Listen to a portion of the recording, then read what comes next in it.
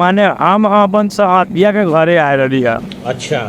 माने उस साला के अपना घर में इज्जत नहीं के तो कहे के नहीं चाहिए भाई रे हमार इज्जत ना हो तुम्हारी इज्जत का आट होता से हमारा घर तुम न रह नाश्ता कहले रही साँझ में ठीक है। घरे से ओकरा फोन करे केने बउआ इधर खाए आओ। ठीक है, समझ गया। माने पान गाँव को लैचा ले आने वाली इतना लेट ठीक है तो कथी कहता हूँ समझ गया।